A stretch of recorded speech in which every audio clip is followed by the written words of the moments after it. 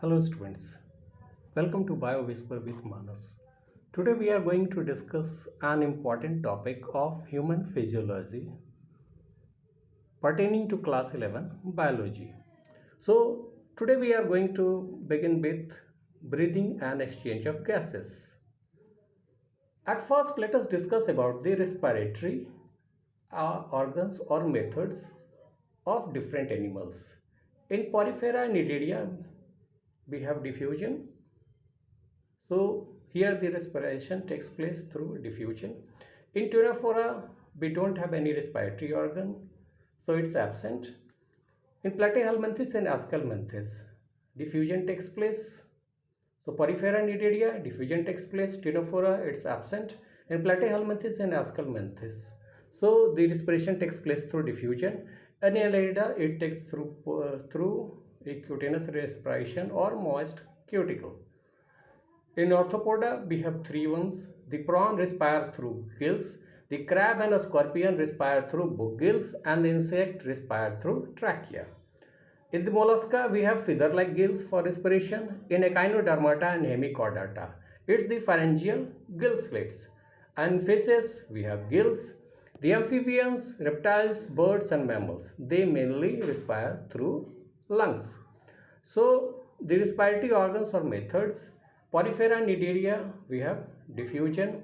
In Pterophora, it's absent. Platyhelminthes, Aschelminthes, again we have diffusion. Annelida, it's the moist cuticle, which helps in respiration. In Arthropoda, it's the prawn in gills, crab and a scorpion. They respire through book gills and the insect through trachea. The mollusks, they respire through feather-like gills. The Echinodermata and in hemichordates. The Echinodermates and hemichordates, they respire through pharyngeal gill slits. The fishes respire through gills. In amphibians, reptiles, birds and mammals, this respiratory organ is lungs. Now let us have a look at the human respiratory system. So we have two passages here, one for the air and one for the food. See, so the air comes in through the nose, through the nostrils, and the food comes through the mouth. So here we are concerned about the respiratory system, especially the human respiratory system. So the air enters through nostrils. Then here is the common passage for air and food, pharynx. Pharynx. After pharynx we have the larynx, the voice box. After larynx we find epiglottis. Epiglottis, that's the lead, which doesn't allow food to enter this passage, the air passage. So that is epiglottis. So now the food goes through the food pipe or esophagus, and this one enters the trachea. The air enters the trachea and then it moves through the lungs.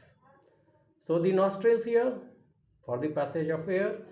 Then for food we have mouth. So the food enters here. This is the common passage for air and food, pharynx. After pharynx we have the larynx, that is the voice box.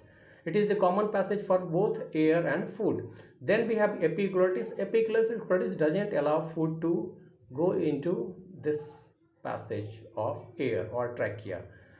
The food goes here through the food pipe and the air goes into the trachea and finally it enters the lungs. So we have nostrils, pharynx, larynx, trachea and lungs. Nostrils at first, then we have pharynx, then we have larynx, trachea and lungs, and all of them, five of them combine and constitute the human respiratory system. That's all for now.